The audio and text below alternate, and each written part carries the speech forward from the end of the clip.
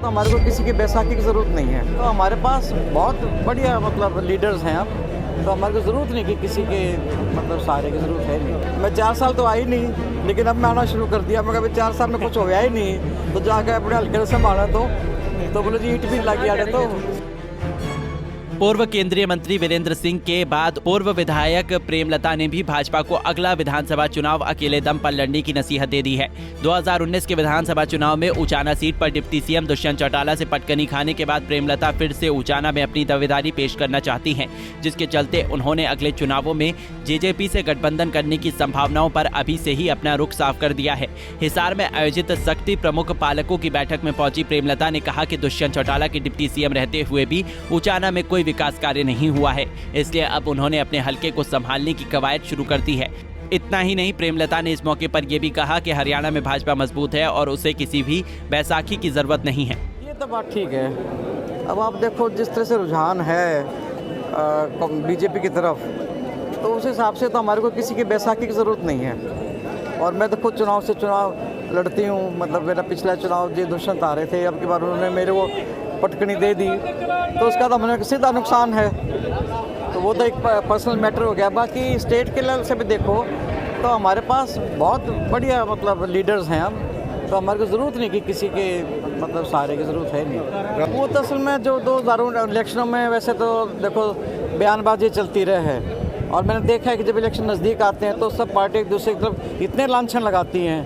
अब कौन सा लांछन कोर्ट में चला गया, किसने उनके खिलाफ क्या करा, ये तो कोर्ट का ही फैसला है, इसमें तो मैं तो कुछ नहीं कह सकता। सदस्य असल में हम तो कल क्या रहे हूँ छाने, मैं तो टीवी भी नहीं देखा। पार्टी पर डिपेंड करे है। मैं 4 साल तो आई नहीं, लेकिन अब मैं आना शुरू कर दिया। मैं कभी 4 साल में कुछ होया ही नहीं, तो जाकर अपने हल्के से संभाला तो बोले जी ईट भी लग गया तो। समान विकास तो या उचाना में नहीं हुआ। मैं तो अब इलेक्शन आ रही हूँ, मैं तो कुछ कह नहीं सकती आप, लेकिन ये कि मैंने जो काम शुरू करवाए थे वो रुके हुए हैं। मैं अब की बार दुष्यंत को पटकन नहीं दूंगा, क्योंकि उचाने का बाईपास था निर्मल, उस टाइम अमित खत्री डीसी हुआ करते, उसके बाद विदेश यात्रा भी करे आए, वो 2 साल रहे भी आए, हमारे वहाँ हीट भी नहीं लगी। मैं तो असल में महिलाओं में मैंने जाना शुरू कराया है। अभी मैंने 2 गाँव करे थे, पेग गारडेवाला, तो महिलाओं के संगठन हैं। अब हमारे उचाने या जींद जिले की लगा लो थोड़ी महिलाएं जागरूक होने शुरू हुई हैं, पहले तो इतनी नहीं थी। आपने देखा होगा कि औरतें वैसे भी पीछे रहती हैं, सरपंच बन जाओ तब भी इनको पीछे रखा जाता है। अब मैं तो बल्कि ये भी कहती हूँ मैं तुम्हारे बीच में एमएलए रही, तुम बाहर आओ, मने देख लो, जब मैं तुम्हारे सामने खड़ी तुम क्यों छिपो हो। लेकिन वो झिझक सी है, थोड़ी सी धीरे धीरे कम होएगी।